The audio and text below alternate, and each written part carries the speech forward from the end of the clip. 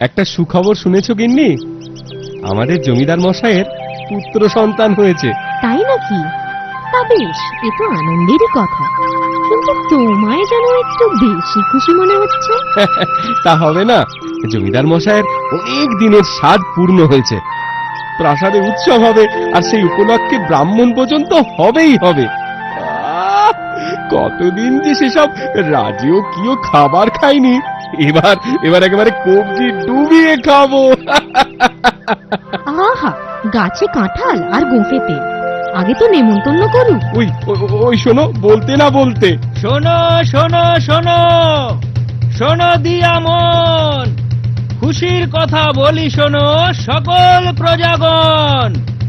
মহান জমিদারের হলো পুত্র সন্তান, সেই আনন্দে প্রাসাদে কাল বস্ত্র হবে দান, আর দ্বীপ্রহরে সেথায় হবে ব্রাহ্মণ ভোজন।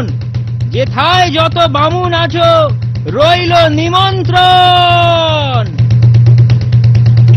শুনলে কি বলে গেল? শুনলে? হ্যাঁ, এদেশে বামুনের সম্মান এখনো আছে।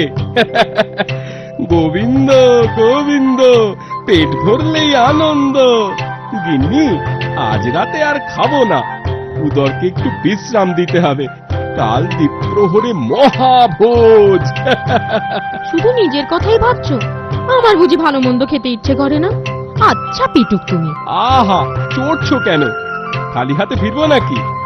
যাবো, খাবো, আবার রাতে দুজনের আহার নিয়েও আসবো। বামুনের ঝোলা কি খালি থাকবে? পরদিন সূর্য ওঠার সাথে সাথে বামুন জমিদার গৃহে যাত্রা শুরু করে।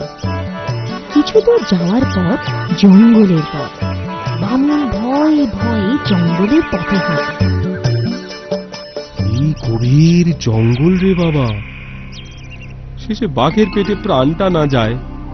বলতে না বলতে বামুন দেখলো পথের ধারে মস্ত একটা বাঘ পচা পুকুরের ফাঁকে পড়ে হাবুডুবু খাচ্ছে। আরে, বাঘটা ওখানে কি করছে?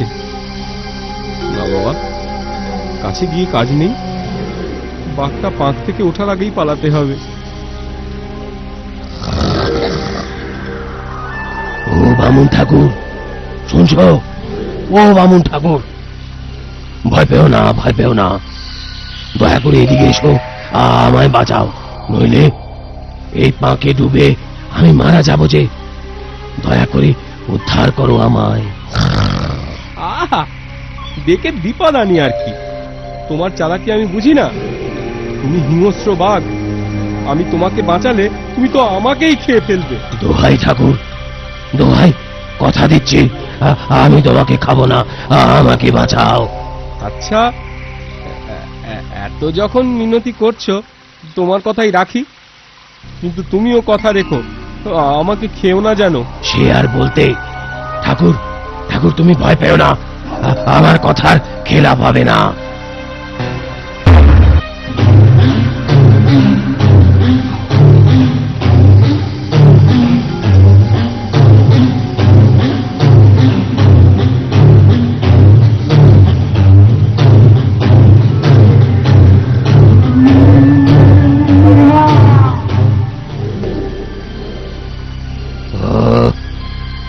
বাঁচলাম। ঠাকুর, তুমি যাচ্ছ কোথায়? জমিদারের প্রাসাদে ব্রাহ্মণ ভোজন খেতে যাচ্ছি। তার হবে না ঠাকুর, তার আগে আমি তোমায় খাবো।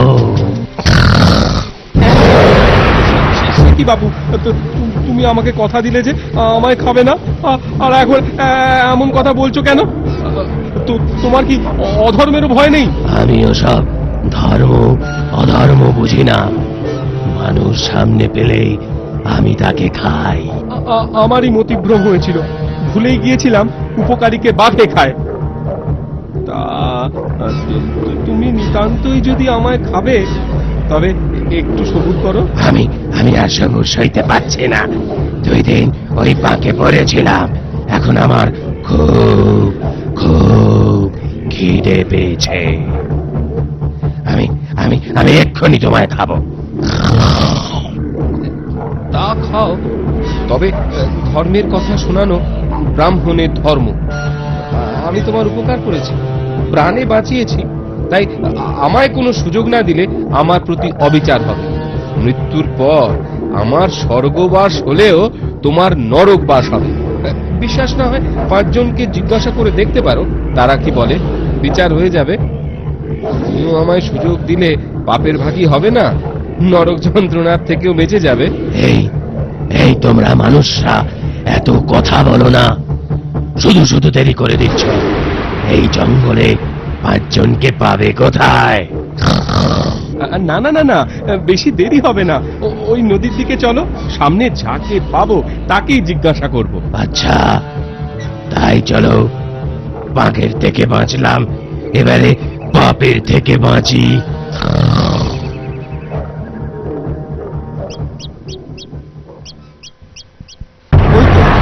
ওই তো একটা বট গাছ, ওকেই জিজ্ঞাসা করি চলো। ওহে জ্ঞানী বট গাছ, তুমি আমাকে একটা বিচার করে দাও তো। এই বাঘকে আমি পাঁক থেকে তুলে বাঁচিয়েছি, এখন ও আমাকেই খেতে চায়। আমাকে খাওয়া ওর উচিত কি? নিশ্চয়ই উচিত। বলো কি, এ কেমন বিচার হে? আমি ওর উপকার করলাম, প্রাণে বাঁচালাম, আর ও আমাকে খাবে? তা তো খাবেই। তুমি বিচার করে দেখো, এই আমি কত লোককে ছায়া দিয়ে উপকার করি। আমার ছায়ায় কত পথিক ঘুমোয়, বিশ্রাম করে। মানুষের শ্বাস প্রশ্বাসের বায়ু তাও আমি যোগান দিই, আর তারা আমার পাতা ছেড়ে ডাল ভাঙে, আরো নানাভাবে আমাকে কষ্ট দেয়। উপকার করি বলেই তো আমায় শাস্তি পেতে হয়। তবে বাঘই বা তোমাকে খাবে না কেন? কি বামুন ঠাকুর, শুনলে তো? আর দেরি করে লাভ কি? থামো তো বাবু, সবে তো 1 জন হলো, এখনো 4 জন বাকি। সবুর আর সয় না। আরে ওই তো একটা কাক, এবার ওকেই জিজ্ঞাসা করি। ওহে বিচক্ষণ কাক, শুনে বিচার করো দেখি। আমি এই বাঘকে পাঁক থেকে তুলে এনে প্রাণে বাঁচিয়েছি, এখন ও আমাকেই খেতে চায়। আচ্ছা, এটা অন্যায় কিনা তুমি বলো। অন্যায় কেন হবে? বাঘ যদি তোমাকে খায়, ধর্মের কাজ করবে।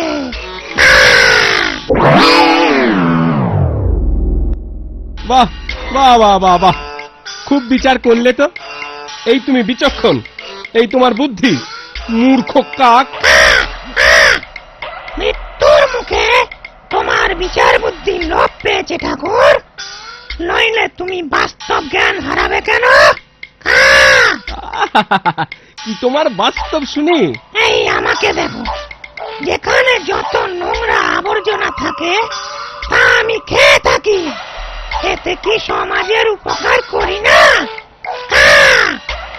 আমরা মানে কাকেরা না থাকলে সমাজের রোগ ব্যাধি আরো বেশি ছড়াতো। নোংরা আবর্জনা পরিষ্কার করে আমরা ঝাড়ুদারের কাজ করি।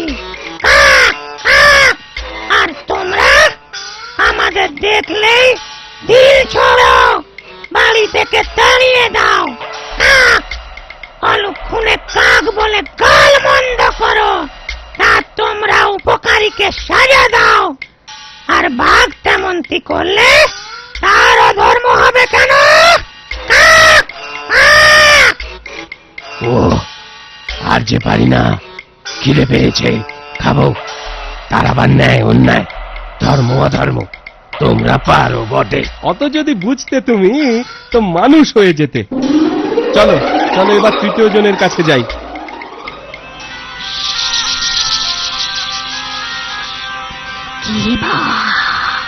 কে বামুন ঠাকুর,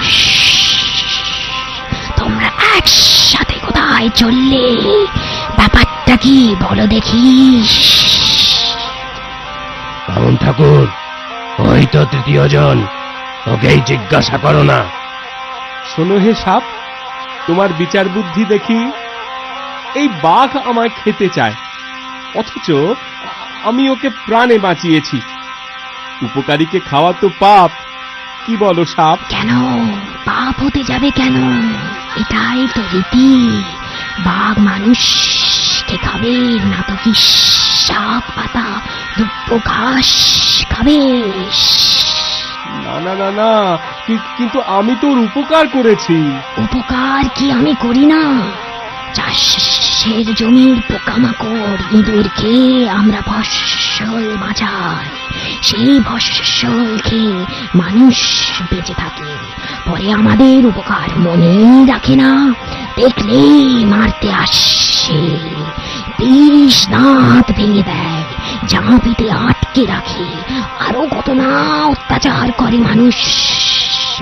তাই সব যদি পাপ না হয় তো বাঘের বেলায় তা পাপ হতে যাবে কেন?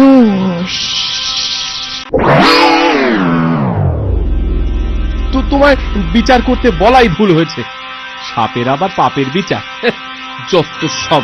হে বামুন ঠাকুর, এখনো তোমার সন্দেহ মিটল না? বিচার তো হয়ে গেল, এবারে এসো তোমায় খাই।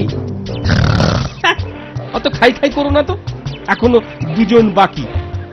10-এর মতের চেয়ে 1-এর মতো বড় হতে পারে যদি তার বিচার বুদ্ধি প্রখর হয়। চলো চলো, নদীর ঘাটের দিকে যাই। তাই চলো, তবে শেষ বেশ তোমায় আমি খাবই, এই বলে রাখলুম। হ্যালো।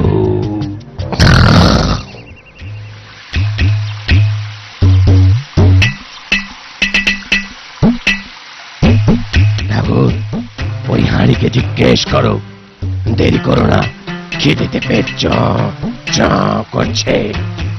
ওহে হাঁড়ি, একটা কথা শোনো। আমি এই বাঘকে প্রাণে বাঁচিয়ে পাঁক থেকে টেনে তুলেছি, আর এই অকৃতজ্ঞ বাঘ এখন বলে কিনা আমায় খাবে। আচ্ছা, তুমি বিচার করো, এটা কি উচিত? এতে আর সন্দেহ কি? বাঘের উপকার করেছ বলে তুমি তো আর মাথা কিনে নাওনি। আমিও তো কত লোকের উপকার করি, লোকে আমাতে জল রাখে, ভাত রাঁধে, আরো কত কি করে। শেষে এই উপকারের জন্য আমি কি পুরস্কার পাই জানো? হয় আগুনের উপর জ্বলে পুড়ে মরি, না হয় কাজ পুরোলে আমাকে ফেলে দেওয়া হয়। সেই জন্যই বলছি, উপকার করলে তার ফল এভাবেই ভোগ করতে হয়। সুতরাং বাঘ তোমাকে খাবে, এতে আর অবাক হওয়ার কি আছে? শুনলে তো, আর কারোকে জিজ্ঞেস করে কাজ নেই। এসো, এবার তোমার ঘাড় মটকাই। এই তোমাদের বড় দোষ, এতটুকু ধৈর্য নেই।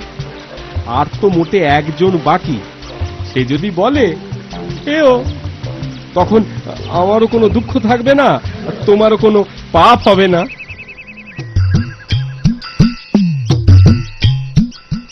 ও শেয়াল পণ্ডিত, পালিও না, তোমার কোনো ভয় নেই, ভয় নেই। মানুষ ছেড়ে বাঘ শেয়াল খাবে না। তুমি বরং আমাদের একটা বিচার করে দাও ভাই। কিসের বিচার? দূর থেকেই বলো, ওই বাঘকে আমি একটুও বিশ্বাস করি না।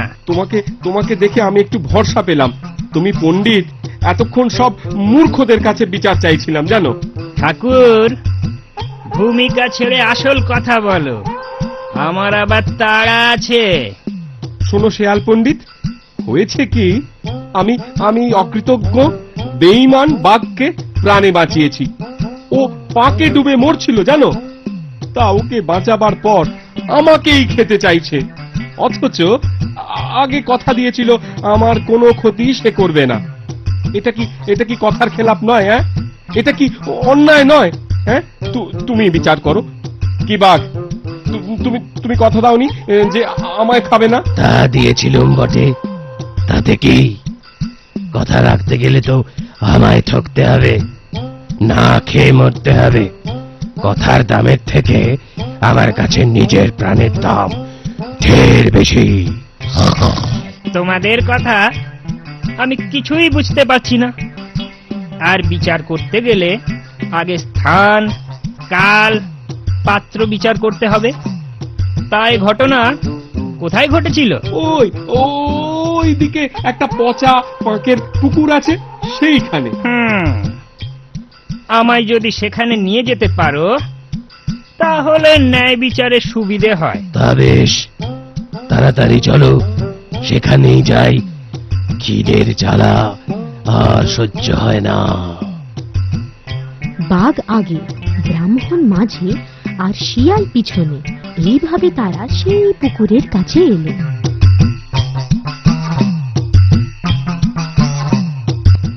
কি বাঘ মামা, তুমি কোথায় পড়েছিলে? দেখাও তো। এই যে, এইখানে আমি পড়েছিলাম। ঠিক যে জায়গা থেকে বামুন ঠাকুর তোমায় উদ্ধার করেছে সেই জায়গা দেখাও। কি বামুন ঠাকুর, বাঘ কি ওইখানেই পড়েছিল তো? না, মনে হচ্ছে আরো একটু এগিয়ে, আরো একটু দূরে। শোনো বাঘ মামা, চালাকি করো না। বিচারে বিলম্ব হলে তোমারই ক্ষতি। তুমি আরো একটু এগিয়ে যাও। হ্যাঁ হ্যাঁ হ্যাঁ হ্যাঁ হ্যাঁ, ঠিক ঠিক ওই জায়গা থেকেই আমি বাঘকে উদ্ধার করেছিলাম। টেনে হিঁচড়ে অনেক কষ্টে পাড়ে তুলেছিলাম। কেন বাঘ নিজে উঠতে পারতো না? ওহে বাপু বাঘ, তুমি নিজে উঠবার চেষ্টা করো দেখি। এই দেখো, আমি চেষ্টা করেও উঠতে পারছি না। এবার তোমার বিচার করো তাড়াতাড়ি, নইলে যে আমি পাকের মধ্যে, পাকের নিচে তলিয়ে যাচ্ছি। তলিয়ে যাচ্ছ? তা বেশ, তা বেশ, এ তো সুখের কথা। বামুন ঠাকুর, এক্ষুনি চম্পট দাও, আমিও পালাই। ওই বাঘ বেটা যেমন পাজি তেমনি ফল পাক, পাকের ভেতরে ডুবে মরুক। বাঁচাও, বাঁচাও, এ কেমন বিচার হলো? আমি ডুবে মরছি যে। ও বামুন ঠাকুর, এবার আমি সত্যি সত্যি কথা দিচ্ছি, আমি তোমায় খাবো না।